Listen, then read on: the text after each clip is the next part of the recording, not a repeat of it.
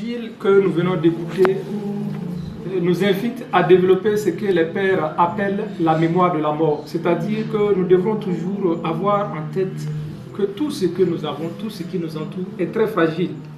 Et notre vie même ne tient qu'à un fil. Dans l'évangile, nous apprenons qu'un homme a fait de très bonnes récoltes. Il n'avait même plus de grenier où contenir ses biens. Et il s'est demandé, qu'est-ce que je vais faire? Et l'idée lui est venue, il faut construire de plus gros greniers où tu vas mettre tes biens. Et désormais, tu pourras vivre de longues années dans le plaisir, dans le bonheur. Et Dieu lui dit, insensé, cette nuit même, on te demandera ton âme. C'est-à-dire, tu vas mourir cette nuit même. Ici, l'évangile nous parle d'un des vices les plus importants et les plus graves pour l'âme humaine. On appelle ce vice-là l'avarice. L'avarisme, c'est le fait de vouloir tout posséder et ne jamais être satisfait. Et ce péché, chacun d'entre nous avons ce péché, à des degrés différents certainement.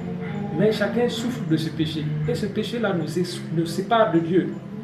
Voyez, comment est-ce que on peut comprendre qu'une seule personne puisse vouloir plus de 500 parcelles dans la même ville, que des gens puissent avoir des milliards, soit aussi riches qu'un pays. Et ils sont fiers de le dire, sans savoir qu'en réalité, ils sont malades. Ils sont malades, ils sont atteints d'une maladie de l'âme qu'on appelle l'avarisme. Et on raconte que Alexandre le Grand, qui était un grand conquérant, il est mort seulement à 32 ans. Mais à 32 ans, il avait déjà conquis presque tout le monde qui était connu à son temps.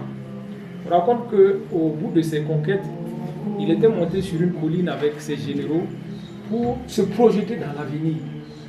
Et c'est alors que ces généraux lui ont fait comprendre qu'en réalité, il avait déjà conquis le monde entier. Et Alexandre le Grand s'est mis à pleurer. Et les généraux étaient surpris. Ils disent, mais pourquoi tu pleures? Il dit, parce qu'il n'y a plus de terre à conquérir. Et cela nous montre qu'en réalité, le cœur de l'homme est insatiable. Alexandre le Grand, après avoir conquis le monde, n'était toujours pas satisfait. Notre père Saint Jacques Chrysostome disait que celui qui est avare amasse ses biens en fait pour un autre. Et souvent même, il amasse ses biens pour ses propres ennemis. Puisque un jour, il va mourir et ceux qui vont posséder ces biens, souvent, ce sont ses ennemis eux-mêmes. Voilà pourquoi notre âme ne doit pas s'attacher aux biens, mais notre âme doit plutôt s'attacher à Dieu. Parce que si notre âme s'attache aux biens, en réalité, nous devenons esclaves et nous perdons notre paix. Regardez ceux qui ont de grands biens, ils ne sont jamais tranquilles, ils ne sont jamais en paix. Ils ont toujours le souci de se demander, est-ce que je ne vais pas perdre ces biens? Tous ceux qui ont de grands biens, demandent leur pouvoir, ils ont toujours cette angoisse-là de redevenir pauvres, de ne rien avoir. Alors que celui qui est libre de tout bien a une paix, une tranquillité.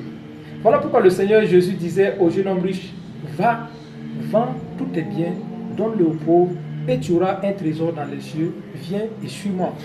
Et à ces mots, le jeune homme riche s'en alla, très triste parce qu'il avait de grands biens. Voilà pourquoi dans la vie monastique, l'une des plus grandes exigences, c'est la suppression de la propriété personnelle. Rien n'est à moi.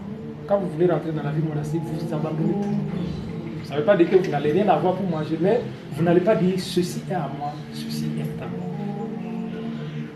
La deuxième leçon que nous pouvons tirer de l'évangile de ce jour, c'est que la vie de quelqu'un ne dépend pas de lui-même, même s'il est riche.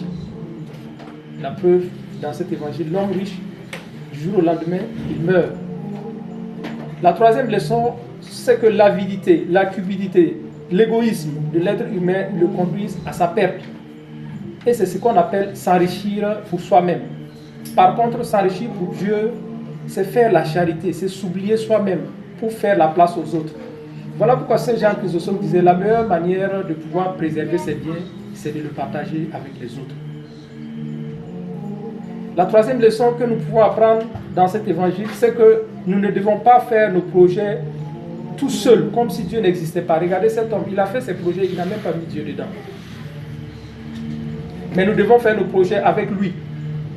Des projets dans ce monde, mais surtout des projets dans l'au-delà. Ensemble, prions.